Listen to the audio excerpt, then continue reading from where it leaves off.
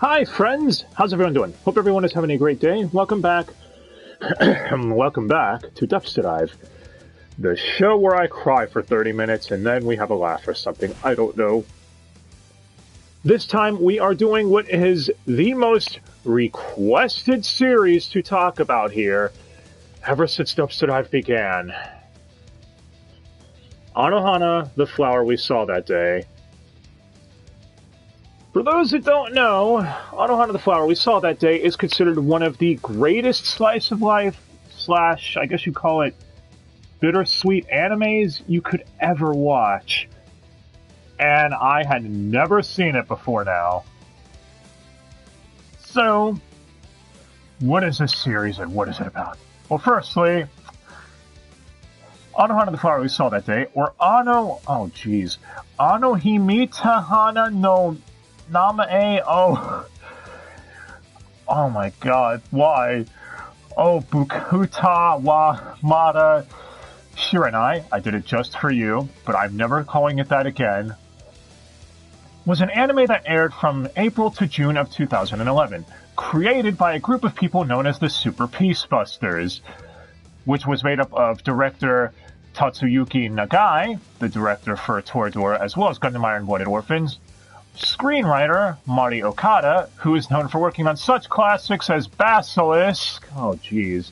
But in all seriousness, she's also done a lot of other great work, such as, again, Toradora, Gundam Iron Blooded Orphans, and even worked on A Whisker Away. And character designer Masayoshi Tanaka, who did stuff. Anyway, they headed up this project, and it was created by A1 Pictures, who we've talked about here before on works like Erased and Seven Deadly Sins in the Persona 5 anime. This series also got a novelization that aired in March of 2011 and ran until July, meaning the novel, I guess, technically predates the anime by a whole month, but whatever. And a PSP game created by 5P Bizzles, the same people who were involved in such classics as, Steins Gate, and even helped out with Code Realize a bit, if I'm not mistaken. That came out in August of 2012. There was an animated movie in 2013, a live-action drama in 2015, and holy shit, how deep does this rabbit hole go? So if you couldn't tell, yes, this series got quite popular. As far as the movie, we will not be talking about it here because, to my knowledge, it is just a recap film, though it does have an additional prologue and epilogue scene, as well as several new scenes sprinkled throughout it.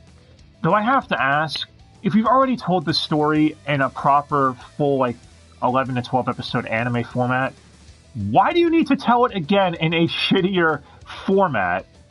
I'm not saying movies are a worse format, but when it comes to this, you have more time to develop the character's story and everything like that in an anime or series setting. When it comes to a movie, you have to compact everything in neat format, and it doesn't come across very well. And judging from what I've seen online, most people would agree that the Anohana movie is not very good. I haven't seen it, though, because it's not dubbed. Speaking of the dub, Aniplex would release the Blu-ray with the English dub in October of 2017, from what I could find. If that's the case, it took them 6 years to dub this show.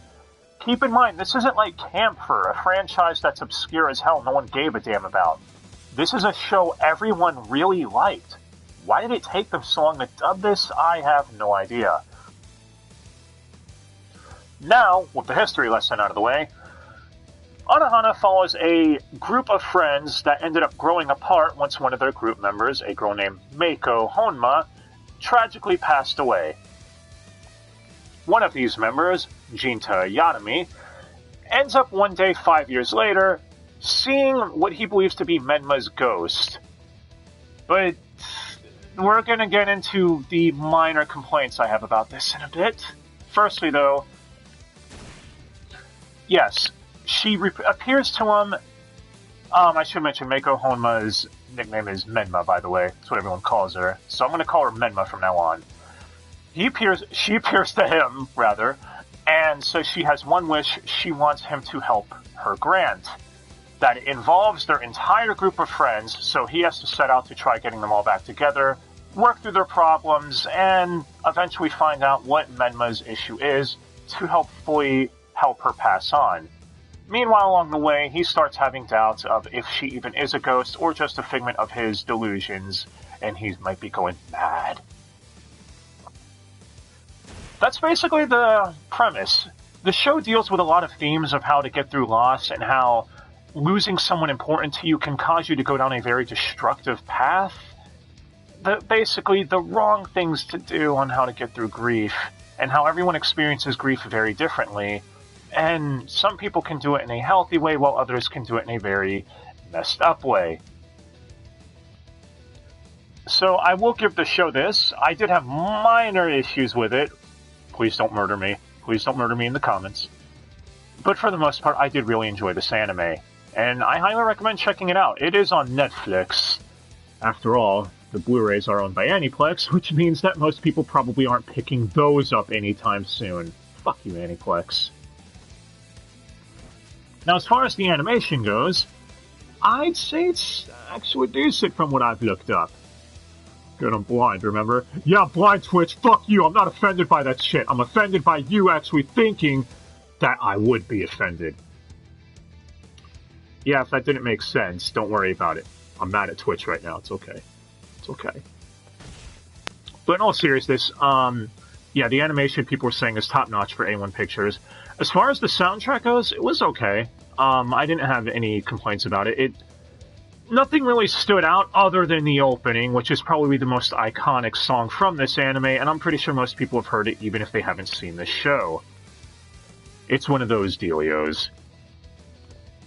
Now, as far as the English dub goes, the ADR director for it was Patrick Seitz. Patrick Seitz, who we've talked about numerous times before. Hey, he was one of the scriptwriters on Hellgirl. Nice. And he also did some ad voices throughout the dub, but I will give him credit before we get to the main cast. This show had a lot less California dubisms, as I like to call them, than most of them do over there. Sure, there were a few reused ad voices, but none to the point where it got really annoying. So, first on our cast list is our pro-tycoon, Jinta Yatami.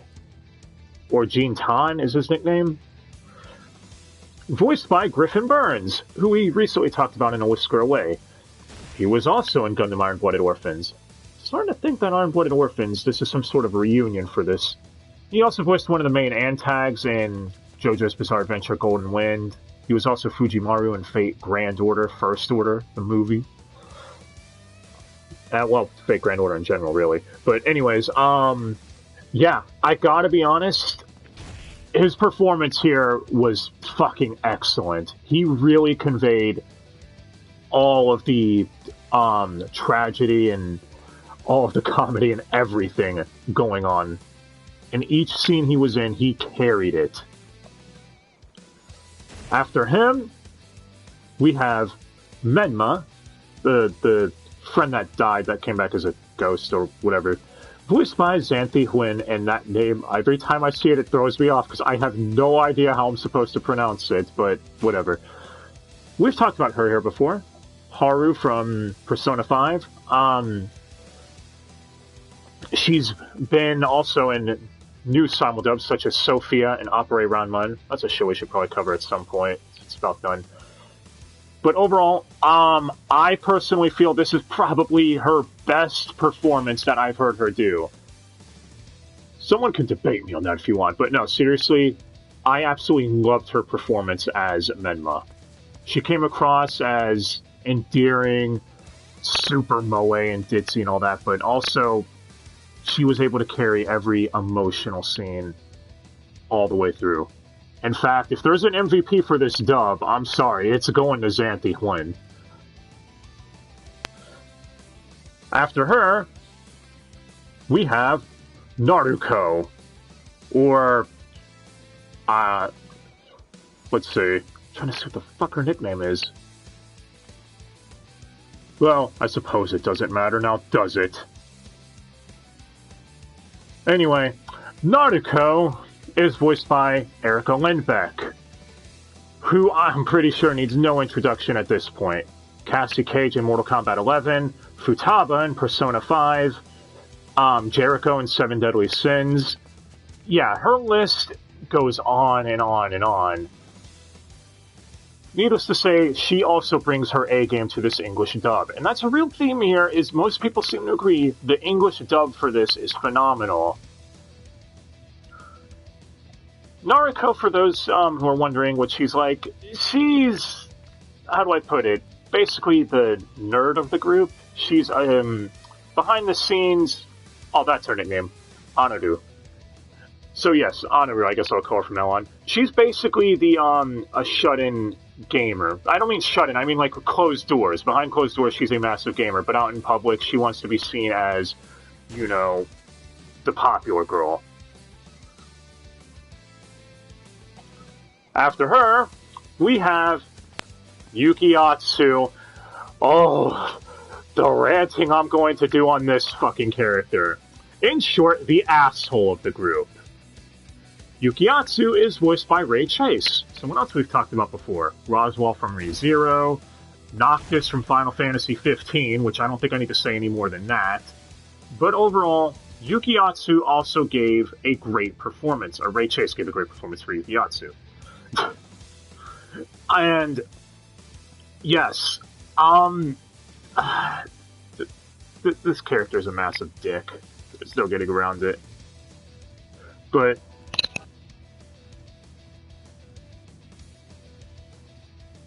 wouldn't be a Dubster without the phone ringing, huh? Anyway, I think he did a fantastic job as him. The problem is, Yukiyatsu's kind of an asshole. I'm not kidding, but we'll get to that when I get to the spoilers. After him, we have Popo, voiced by Keiji Tang. Oh hey, someone else from Seven Deadly Sins. Or Yasuhiro from Danganronpa.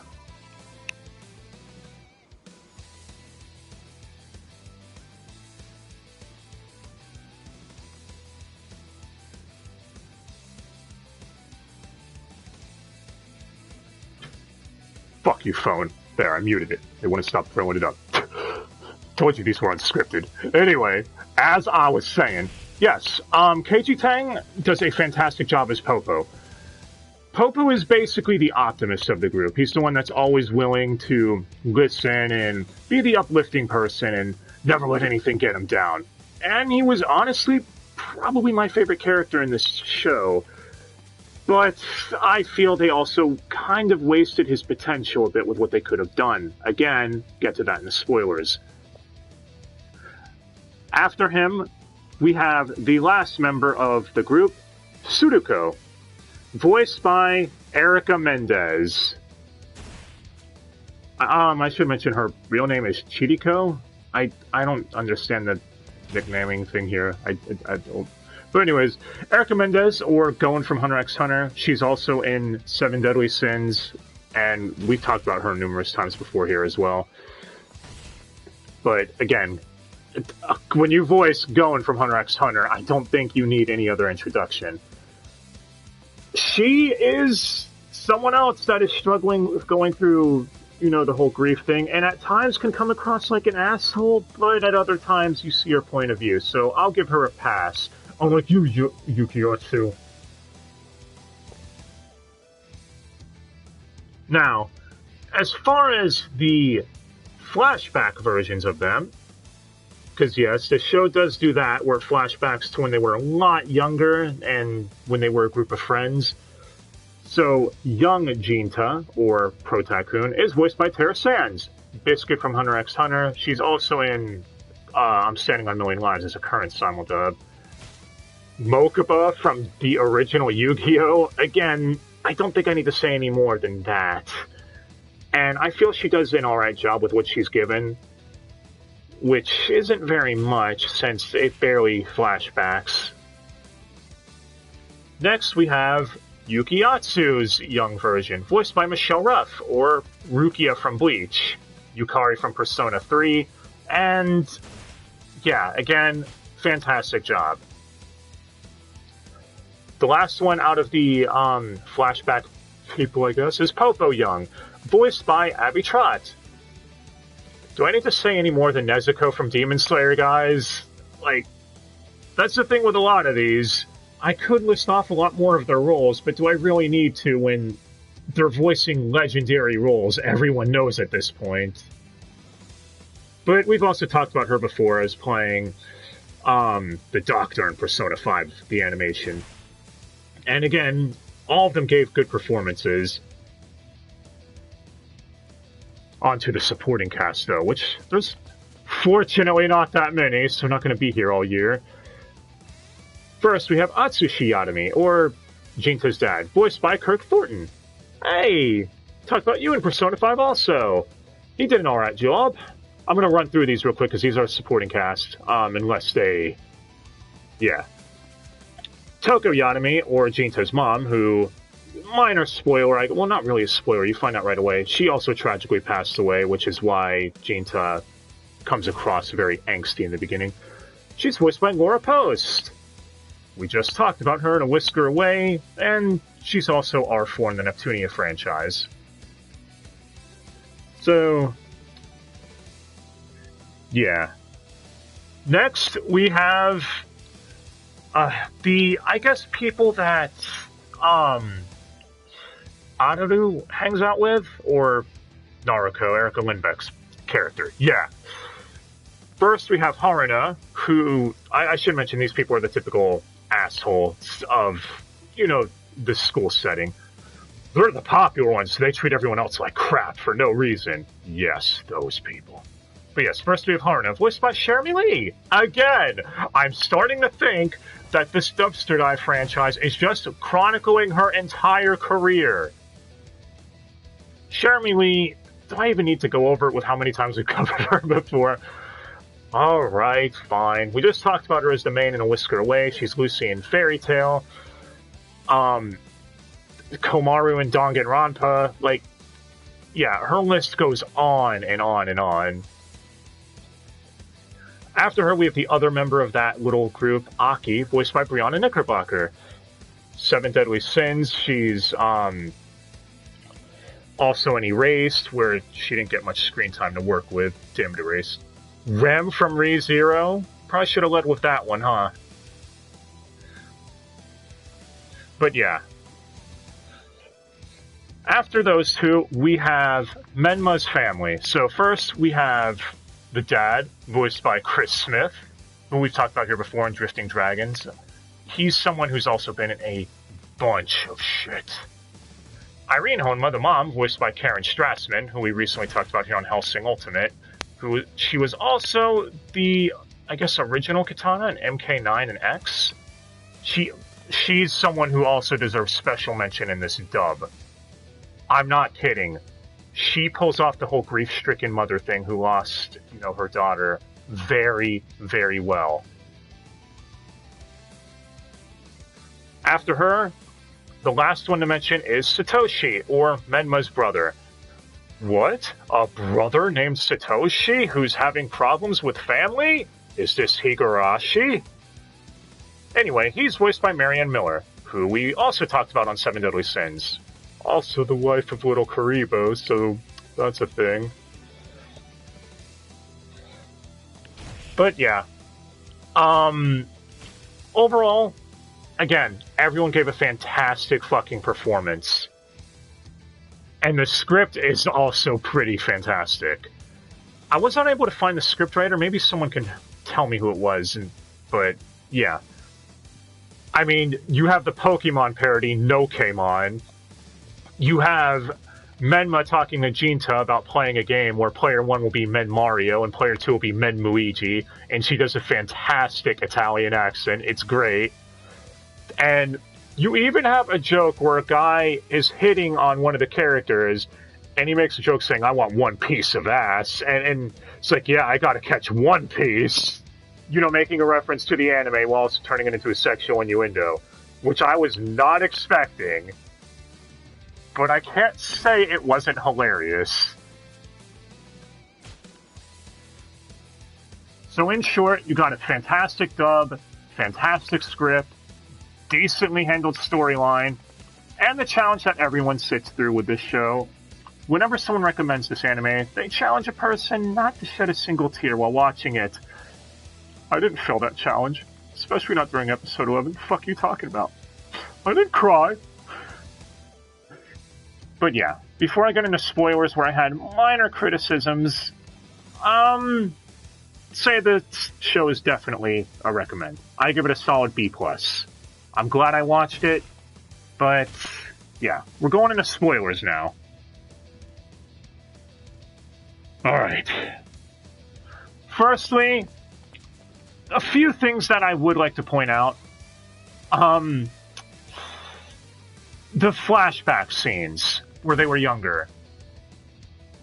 They repeat the scene where, they ask Jinta if he likes Medma like 10 times. I'm pretty sure I'm exaggerating. I think it was like 5 or 6. But guys, most people don't have the memory of a goldfish. I know this aired weekly back in the day, so it's probably my fault for marathoning this, but doesn't mean it didn't get just a little annoying by the end of it. I wonder if they redubbed it each and every time, or just reused clips. I don't know. Or, audio files. You know what I mean. But alright, it's time to talk about Yukiyatsu. Oh man. Okay, so I already mentioned I found most of the characters to be very well written and how some people would react going through grief. This fucking asshole, though, I still wonder why they're even friends with him. Please tell me I'm not alone in thinking that. So his idea of grief is cross-dressing as the deceased Medma. Not only that, but he calls out Jinta because he thinks Jinta is seeing Medma as a ghost. Yes, Medma only shows herself to Jinta. I should have mentioned that earlier. No one else can see her. So, Yukiyatsu is saying he thinks it's imaginary, that Jinta's going crazy. So, in one of the later episodes, he says to Jinta, that, I'm going through grief too, but I've never shared my personal scars with anyone else. Hey, cockface, you showed off to everyone else cross-dressing as Medma, trying to pretend to be her in front of all of them just a few episodes ago. You motherfucker.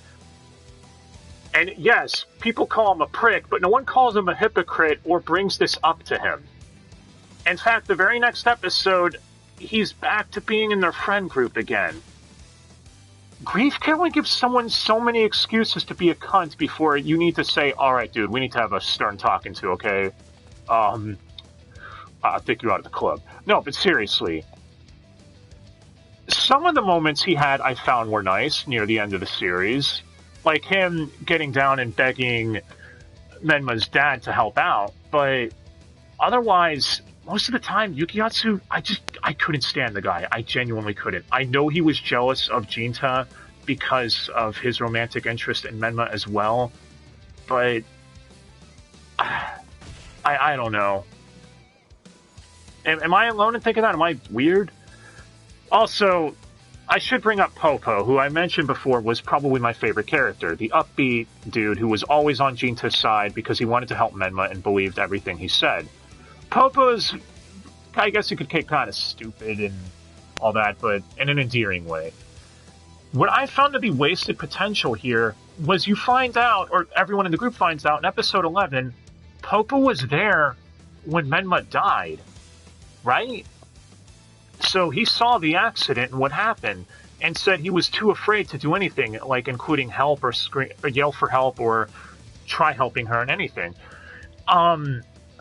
I felt this was something they could have done a few episodes earlier and maybe had a couple of the group members be a little standoffish towards him because he hadn't told him that before.